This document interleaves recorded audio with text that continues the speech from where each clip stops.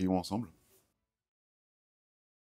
Seigneur notre Dieu, nous te sommes infiniment reconnaissants car nous pouvons te rendre gloire aujourd'hui et nous sommes dans ce contexte un peu particulier d'un séminaire autour de l'œuvre de missionnaire médical. Et je m'apprête justement à poursuivre ce moment en partageant ce message autour de la vie éternelle que tu nous proposes par ton Fils. Alors Seigneur, que tout ce qui sera dit puisse provenir de toi et que je ne puisse rien cacher ni rien manquer de tout ce que tu as à dire pour nous, pour notre santé et pour que nous puissions aussi obtenir cette vie éternelle. C'est au nom de Jésus, ton Fils, que nous te prions, à qui sont tous les mérites. Amen.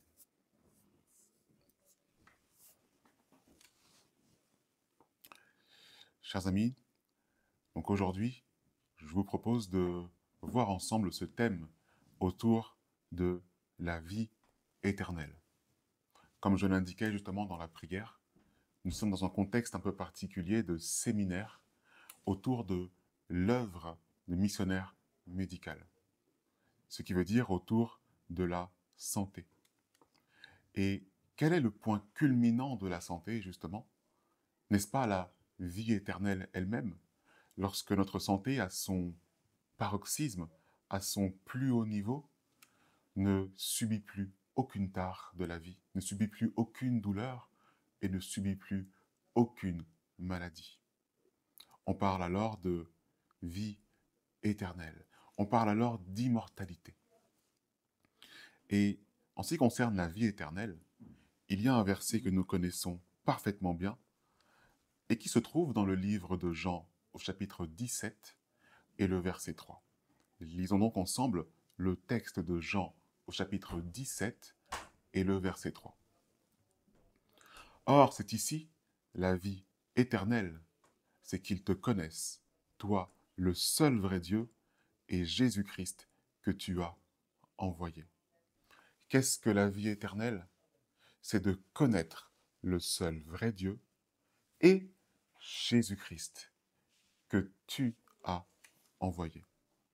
Vous remarquerez ici que la vie éternelle ne s'obtient pas en connaissant plus de 2 personnes, ne s'obtient pas en connaissant 3 personnes, mais 2, c'est-à-dire le Père et c'est-à-dire le Fils. Et cela s'arrête ici. Le chapitre précédent, parce que ici, en fait, dans Jean, au chapitre 17, nous sommes dans ce que nous appelons la prière sacerdotale, mais il y a un contexte à ce texte, et qui se trouve dans le chapitre précédent, c'est-à-dire dans Jean au chapitre 16. Et je vais vous inviter à lire avec moi le verset 7 de Jean au chapitre 16. Toutefois, je vous dis la vérité. Il vous est avantageux que je m'en aille, car si je ne m'en vais, le Consolateur ne viendra point à vous. Et si je m'en vais, je vous l'enverrai. Donc ici, on retrouve justement ce Consolateur. On retrouve ce que l'on appelle aussi le Saint-Esprit. Et il nous est dit que si Jésus ne s'en va, s'il ne s'en va pas, eh bien on ne recevra pas ce Consolateur. Mais que s'il part, alors il pourra nous l'envoyer. Étrange, n'est-ce pas, que Jésus envoie un consolateur alors que la vie éternelle est de connaître le seul vrai Dieu et Jésus qui l'a envoyé, n'est-ce pas? Que vient donc faire ce consolateur dans le contexte de comment on obtient la vie éternelle? La question du consolateur était déjà une interrogation même avec les disciples. Est-ce que vous le savez? Voyons cela. Dans ce même contexte, où on voit que si Jésus ne s'en va, le consolateur ne pourra être envoyé, mais que s'il s'en va, le consolateur pourra être envoyé. Prenons ensemble le verset 16 de Jean au chapitre 16, où là, il nous est dit quelque chose d'encore plus étonnant. Encore un peu de temps, et vous me verrez plus. Et de nouveau, un peu après, vous me verrez, parce que je m'en vais au Père. Alors d'un côté, il dit, je dois partir pour vous envoyer le consolateur. Et d'un autre côté, il nous dit, je dois partir et peu de temps après, vous me verrez. La question que les disciples se posaient était, mais Jésus, que veux-tu dire par vous ne me verrez plus et peu après, vous me verrez? Ils ne comprenaient pas la notion du consolateur, ni qui fait quoi. Et ce que je vous dis aujourd'hui, et ce que je vous dis maintenant, ce n'est pas une invention de ma part. C'est réellement une interrogation qu'avaient les disciples, que nous pouvons lire directement au verset 17 et 18 de Jean au chapitre 16. Et quelques-uns de ses disciples se dirent les uns aux autres, qu'est-ce qu'il nous dit? Dans peu de temps, vous ne me verrez plus, et de nouveau, un peu après, vous me verrez, et parce que je m'en vais au Père? Il disait donc, qu'est-ce qu'il dit? Dans peu de temps, nous ne savons ce qu'il dit. Les disciples avaient de grandes difficultés à comprendre ce que Jésus dit, avec ce consolateur qu'il doit envoyer peu après lorsqu'il rejoint le Père. Vous voyez, cette question de l'identité du consolateur était déjà une question du temps des disciples. Et c'est encore une question que nous avons aujourd'hui. Les disciples ne comprenaient pas que lorsqu'ils reverraient Jésus, peu de temps après que celui-ci ait rejoint son Père, ce serait sous la forme du consolateur. Jésus fait l'amalgame entre les deux. Non, pas l'amalgame. Jésus fait le lien entre les deux. Entre son départ et son retour peu de temps après sous forme de consolateur. Il ne comprenait pas que le consolateur est Jésus lui-même. Et c'est pour cela que Jésus dit, à propos du consolateur, que si je m'en vais, je vous l'enverrai. Et que de nouveau, un peu après, vous me verrez parce que je m'en vais au Père. La condition pour recevoir ce consolateur, c'est que Jésus se rende vers son Père et à ce moment-là, il peut diffuser le consolateur, qui est lui-même en réalité. L'esprit de prophétie, par les paroles de Madame White, vient nous confirmer cela. Et nous trouvons dans le livre Jésus-Christ, à la page 672 et au paragraphe 3, cette confirmation. Ainsi nous lisons, le Saint-Esprit est le représentant du Christ, mais dépouillé de la personnalité humaine et indépendant de celle-ci. Et écoutez bien ce qui est indiqué ici. Embarrassé d'un corps humain, le Christ ne pouvait pas se trouver partout en personne. Je reprends cette petite phrase.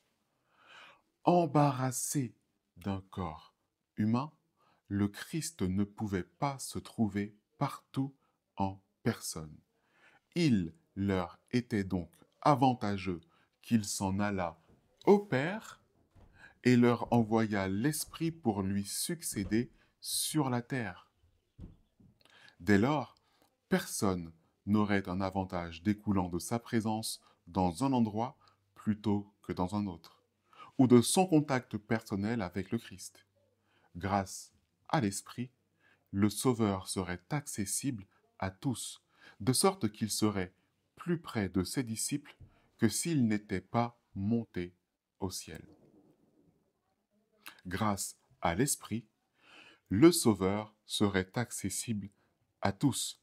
Mais grâce à quel esprit? Souvenez-vous de cette phrase. Embarrassé d'un corps humain, le Christ ne pouvait pas se trouver partout en personne. L'esprit qui est donc diffusé est donc son esprit. Vous comprenez? Le Saint-Esprit, aussi appelé le consolateur, est Jésus lui-même. En réalité, il s'agit de l'Esprit du Christ. Nous comprenons donc mieux pourquoi il dit que si je ne m'en vais, le consolateur ne viendra point à vous. Et si je m'en vais, je vous l'enverrai. Et de nouveau, un peu après, vous me verrez parce que je m'en vais au Père. Mais comment me verrez-vous? Sous la forme de l'Esprit, sous la forme de l'Esprit du Christ. Nous comprenons aussi mieux pourquoi la vie éternelle dépend de la connaissance du Père et du Fils, et non pas du Consolateur, car le Consolateur est l'Esprit du Fils. Nous pouvons dire les choses de manière générale, d'une manière un peu différente. Or, c'est ici la vie éternelle, c'est qu'ils te connaissent, toi le seul vrai Dieu. Et pourquoi pas le Consolateur? Puisque le Consolateur est Jésus-Christ. Et c'est la raison pour laquelle ce texte s'arrête sur deux entités, deux êtres, le Père et le Fils, puisque le Consolateur est le Fils. C'est pour cela que si nous souhaitons obtenir cette santé, ce point culminant de la santé qu'est la vie éternelle, à son plus haut niveau, il est important que nous puissions être capables d'identifier qui vous la donne, qui nous donne cette santé, qui nous donne cette vie éternelle. Est-ce le Père, le Fils et le Saint-Esprit? Ou alors est-ce le Père et le Fils, de qui provient le Consolateur, de qui provient le Saint-Esprit? La connaissance du Père et du Fils, c'est la vie éternelle. Cela veut aussi dire que mal connaître le Père et le Fils, ne pas savoir les identifier, penser que le Christ et le Consolateur sont deux êtres distincts, mais aussi à la fois un, c'est risquer de perdre la vie éternelle. Ils ne sont pas distincts et à la fois un. Ils sont uniques. Ils sont tous deux la même personne. C'est la raison pour laquelle c'est un non-sens de parler de trois personnes. C'est risquer de perdre la vie éternelle qui ne s'obtient que par deux entités. Nous le répétons et je le répète encore et encore et encore. C'est de te connaître, toi, le seul vrai Dieu, ainsi que le Fils, ainsi que le Saint-Esprit? Non, c'est de te connaître, toi, le seul vrai Dieu, et Jésus-Christ que tu as envoyé. Et ce qui est dit dans un sens, vie éternelle égale Fils et Père, vie éternelle égale Père et Fils, se dit aussi dans l'autre sens. Père et Fils égale vie éternelle. Et nous avons cette confirmation dans Jean 3, verset 16. Dans aucun de ces versets, mes amis, la vie éternelle ne s'obtient à travers trois êtres distincts. Car Dieu a tant aimé le monde qu'il a donné son Fils unique, afin que quiconque croit en lui ne périsse point, mais qu'il ait la vie éternelle. Amen. À plusieurs reprises, et il n'est pas rare, Jésus parle de lui-même à la troisième personne. Je parle ici de la fonction grammaticale de cette expression. Prenons ensemble le texte de Jean 12 et le verset 23, ce qui n'est qu'un exemple. Et Jésus leur répondit, l'heure est venue que le Fils de l'homme doit être glorifié. Lorsque Jésus parle ici du Fils de l'homme, de qui parle-t-il? Parle-t-il d'un autre individu qui n'a rien à voir avec lui et qui pourtant est un? Non, il ne parle que de lui-même. Il ne parle pas d'un autre individu. Lorsque Jésus parle du Fils de l'homme, il parle de lui-même, mais il en parle à la fonction grammaticale de la troisième personne. Et c'est justement cela qui nous pose problème, car beaucoup pensent réellement qu'il s'agit d'une troisième personne. Dans Jean 12 et le verset 34, nous avons encore confirmation que le peuple avait une difficulté pour comprendre cette expression à la troisième personne.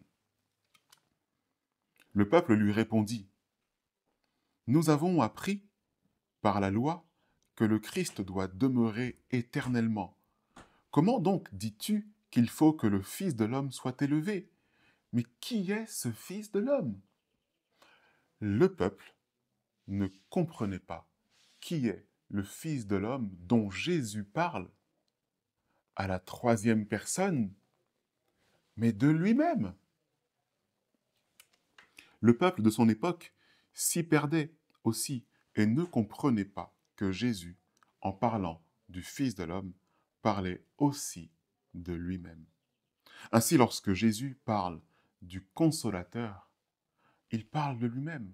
Lorsqu'il parle du Fils de l'homme, il parle aussi de lui-même. Ce n'est pas une troisième entité distincte. À partir du moment où on emploie le mot distinct, il n'y aura pas de vie éternelle, mes amis. Il n'y a que deux êtres, de par qui nous obtenons la vie éternelle, c'est le Père et le Fils. Le Fils qui, aujourd'hui, se représente lui-même par son propre esprit. Et comme le peuple et les disciples, ne divisons pas Jésus en deux. N'ajoutons pas une troisième personne à ce duo qui, par eux seuls, encore une fois, donne la vie éternelle. Or, la vie éternelle, c'est qu'ils te connaissent, et je le répète et je le reprends encore, c'est qu'ils te connaissent, toi, le seul vrai Dieu, et Jésus-Christ que tu as envoyé. Et je peux le lire dans l'autre sens, car Dieu a tant aimé le monde qu'il a donné son Fils unique, afin que quiconque croit en lui ne périsse point, mais qu'il ait la vie éternelle. Amen.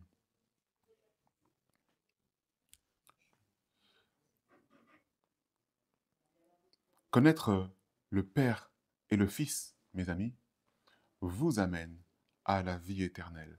Et, bien entendu, à contrario, mal connaître le Père et le Fils, mal les identifier, c'est aussi simple que cela, c'est risquer votre vie éternelle. Mais vous savez quoi? J'ai une bonne nouvelle pour vous aujourd'hui. Mes amis, la vie éternelle commence maintenant. Vous le saviez? À partir du moment où vous comprenez et que vous croyez au Fils de Dieu, votre vie éternelle a déjà débuté. Vous le saviez? Regardez, lisons la suite du texte de Jean 3 et verset 16. Souvent, nous nous arrêtons à Jean 3 et le verset 16, mais nous ne lisons pas la suite. Lisons la suite à partir du verset 17 jusqu'au verset 18. Car Dieu n'a point envoyé son Fils dans le monde pour condamner le monde, mais afin que le monde soit sauvé par lui. Celui qui croit en lui n'est point condamné, mais celui qui ne croit point est déjà condamné, parce qu'il n'a pas cru au nom du Fils unique de Dieu. Avez-vous bien vu cette expression? Fils unique de Dieu. Vous savez, à partir du moment où on parle de Fils unique, c'est que l'on est dans le contexte de la famille, le contexte de l'engendrement. Autrement, pourquoi parlerait-on de fils unique? On aurait pu parler ici de Jésus comme étant le fils spirituel du Père. Pourquoi pas? Si on s'était arrêté justement à fils de Dieu, on pourrait faire cette confusion. Mais la Bible est claire et elle nous parle du fils unique de Dieu. Si vous prenez la version King James de Jean 3, le verset 16, vous verrez qu'il s'agit du fils unique, engendré de Dieu.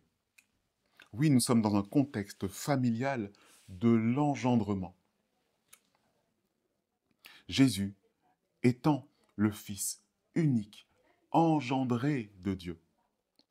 Alors la question de l'engendrement est encore un autre sujet que je ne pourrais pas développer avec vous parce que cela rallongerait ce moment de message. Mais il n'empêche que quiconque ne croit pas au Fils unique de Dieu est déjà condamné. Voyez-vous ce petit mot souligné? Déjà. Ce qui veut dire que la condamnation a déjà commencé si l'on ne croit pas au Fils unique de Dieu. Mes amis, si, comme beaucoup, nous ne comprenons pas qui est le Fils de Dieu, ni qui est le Consolateur, en disant que oui, mais ce n'est pas important de savoir qui de Jésus, le Consolateur ou le Saint-Esprit est qui, attention, nous faisons fausse route. C'est une question de vie ou de mort, et notre vie éternelle en dépend. Cela veut aussi dire, à contrario, et dans le sens inverse, que si vous avez identifié qui est le Fils unique de Dieu, votre vie éternelle a déjà commencé. Amen. Amen. N'est-ce pas une bonne nouvelle? N'est-ce pas rassurant de le savoir? Aujourd'hui, si vous croyez au Père, à Dieu et au Fils qu'il a envoyé, au Fils unique qu'il a envoyé, votre vie éternelle a déjà commencé. Gloire à Dieu. Gloire à Dieu. Oui, mes amis, lorsque vous croyez au Fils que le Père a envoyé, votre vie éternelle a déjà commencé. Et c'est la raison pour laquelle la mort n'est pas la fin de tout. C'est la raison pour laquelle la mort n'est qu'un repos, un sommeil. Et nous avons aussi des exemples dans la Bible qui nous parlent de ce repos et de ce sommeil. Lisons ensemble Apocalypse au chapitre 14 et le verset 13.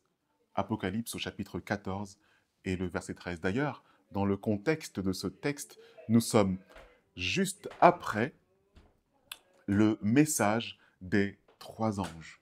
Ce qui veut dire que ce que nous allons lire est intimement lié au message des 3 anges. Et j'entendis une voix du ciel qui me disait, « Écris, écris dès à présent, heureux dès à présent les morts qui meurent dans le Seigneur. Oui, dit l'Esprit, car ils se reposent de leurs travaux, et leurs œuvres les suivent. » Qui se reposent de leurs travaux? Ce sont ceux qui sont morts dans le message des 3 anges. Mais ils se reposent, ce qui veut dire que leur vie éternelle a déjà commencé de leur vivant lorsqu'ils ont cru au Père et au Fils que le Père a envoyé. Amen. Leur vie éternelle a commencé de leur vivant au moment où ils ont accepté le Père et le Fils. Au moment où ils ont compris qui est le Fils unique que le Père a envoyé.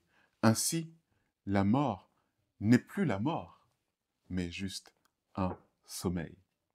Gloire soit rendue à Dieu. C'est l'espérance que nous avons et que nous pouvons lire encore dans le verset juste avant, dans Apocalypse 14 et le verset 12. C'est ici la persévérance, la patience des saints, ceux qui gardent les commandements de Dieu et la foi de Jésus. et du Consolateur et du Saint-Esprit? Absolument pas, mes amis. Il est écrit que l'espérance des saints, c'est les commandements de Dieu et la voix de Jésus, par qui nous obtenons la vie éternelle et par qui nous obtenons le repos et non pas la mort. Amen. Nous avons encore un autre exemple de personnes dans la Bible qui sont parties dans leur repos. C'est le cas de Daniel, que nous pouvons lire dans Daniel chapitre 12 et le verset 13. Daniel au chapitre 12 et le verset 13. Dans le contexte, alors que Daniel vient de recevoir la prophétie autour de Daniel 11, autour de la fin des temps, le Seigneur lui dit « Va, toi, va à ta fin, et tu reposeras et tu seras debout pour ton lot à la fin des jours. » Lui a-t-il dit « Bon, c'est pas grave, tu vas mourir, mais je te ressusciterai. » Est-ce que la mort que va, entre guillemets, subir Daniel est la mort ou est-ce qu'un sommeil? Ceux qui ne connaissent pas, mes amis, Christ et le Père que Christ envoie, et le Père par qui Christ est envoyé, pensent qu'il s'agit ici de la mort. Mais à ceux qui connaissent le Père et à ceux qui connaissent Jésus qui est envoyé par le Père, ce n'est pas la mort que Daniel va vivre et va subir, entre guillemets, mais un repos, un sommeil. Pourquoi? Parce que Daniel a cru au Fils, parce que Daniel a cru au Père, parce que Daniel avait foi en Michaël, il avait foi au Fils de Dieu. Savez-vous que bien avant Christ, sur terre, beaucoup de patriarches, beaucoup de rois et beaucoup de prophètes connaissaient, savaient que le Père avait aussi un Fils et un Fils unique engendré? Si vous ne le croyez pas, lisez directement le psaume au chapitre 2 et vous comprendrez que David rendait gloire au Fils unique engendré du Père. Psaume au chapitre 2, je vous invite à le lire. Retenez-le, écrivez-le. Psaume au chapitre 2. Je vais vous inviter pour conclure à parcourir ensemble une petite histoire se trouvant cette fois-ci dans le livre de Luc au chapitre 8 et les versets 49 à 56. Lisons ensemble et ouvrons notre Bible dans Luc au chapitre 8 et les versets 49 à 56 et nous allons voir tous les éléments que nous avons vus jusqu'à maintenant. Que la vie éternelle s'obtient en croyant au Père et au Fils, qu'il n'y a plus de mort et que la mort commence du vivant, et que cette mort n'est plus une mort, mais un repos. Lisons ce texte. Comme il parlait encore, quelqu'un vint de chez le chef de la synagogue qui lui dit « Ta fille est morte, ne fatigue pas le maître. » Mais Jésus, l'ayant entendu, dit à Jaïrus « Ne crains point, crois seulement. » Et elle sera guérie. Et quand il fut arrivé dans la maison, il ne laissa entrer personne que Pierre, Jacques, Jean, et le père et la mère de la fille. Et tous pleuraient et se lamentaient à cause d'elle. Mais il dit, ne pleurez point, elle n'est pas morte, mais elle dort. Et il se moquait de lui, sachant qu'elle était morte. Mais les ayant tous fait sortir, il la prit par la main et il cria, Enfant, lève-toi. Et son esprit revint. Elle se leva à l'instant et il commanda qu'on lui donnât à manger. Et ses parents furent tout étonnés. Mais il leur défendit de dire à personne ce qui était arrivé. Remarquez dans cette histoire qu'il y a des personnes qui viennent dire à cet homme, à ce père de famille, « Ta fille est morte, ne fatigue pas le maître. » Pourquoi ces personnes disent cela? Ils disent cela parce qu'ils ne croient pas convenablement au Fils, parce qu'ils ont encore du mal à comprendre, mais qui fait quoi entre le Consolateur, le Saint-Esprit et Jésus? Qui est-il? Ah, peut-être qu'il y a trois personnes, oui, j'ai encore du mal à le savoir.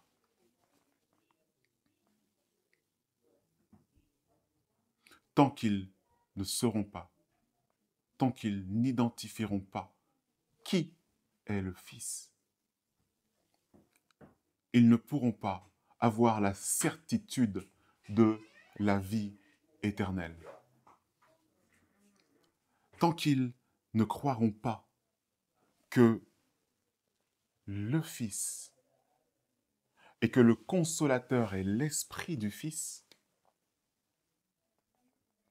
ils ne pourront pas comprendre la vie éternelle, ni même l'obtenir. Et c'est la raison pour laquelle Jésus va dire à Jaïrus, « Ne crains point, ne crains point, n'écoute pas ce qui vient d'être dit. Crois seulement, et elle sera guérie. » Nous connaissons la suite de l'histoire. Sa fille a véritablement guéri, et elle a repris vie. Mais quelle était la condition? C'était de croire seulement. Mais à qui Jaïrus a-t-il cru? Pour que sa fille ne soit pas morte, mais qu'elle dort. Pour que sa fille ne soit pas passée par la mort, mais qu'elle soit juste en sommeil. C'est que Jaïrus n'a pas cru au Consolateur comme une troisième personne. C'est que Jaïrus a cru au Fils unique de Dieu. Seule condition pour le repos. Seule condition pour un simple sommeil. Et ce sommeil était si simple. J'allais dire si reposant, mais ce n'était qu'un repos. D'ailleurs, ce sommeil n'était qu'un sommeil léger, au point qu'une simple phrase, une simple expression, « Ma fille, lève-toi », suffise à faire réveiller cet enfant.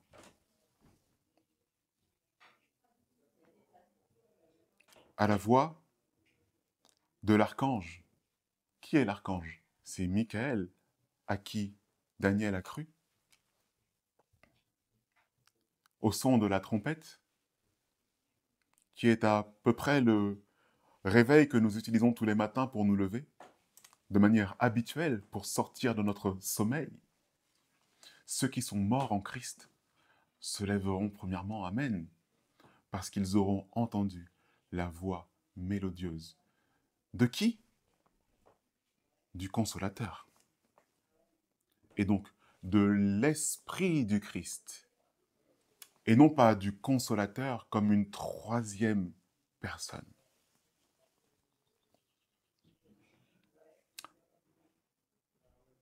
Et mes amis, ceux qui ont du mal à identifier qui est le Consolateur et qui est l'Esprit Saint, qui est Jésus, vont avoir un comportement bien précis. Ils vont se moquer. Parce que pour eux, on passe d'abord par la mort.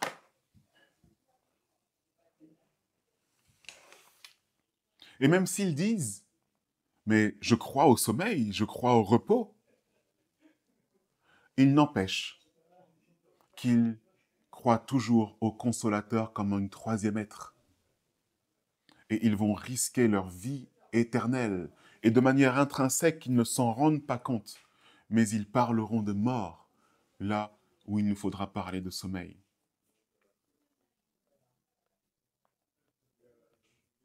Ils se moqueront. Combien d'entre vous, mes amis, avez subi les moqueries des personnes qui croient à un troisième être? Combien d'entre vous avez subi les remontrances, les moqueries acerbes, parfois par vidéo interposée sur YouTube, parfois nominatifs, en prononçant votre nom depuis ces vidéos YouTube?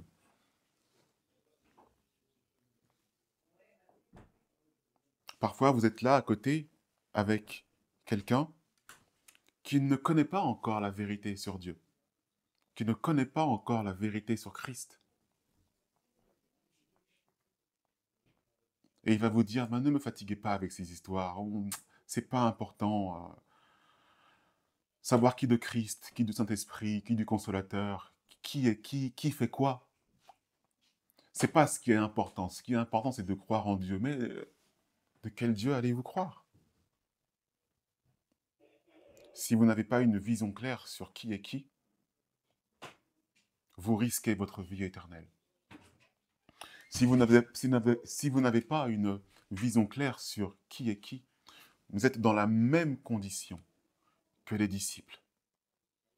Et Jésus a dû préciser que la vie éternelle, c'est que vous me connaissiez, mon Père, et moi que mon Père ait envoyé.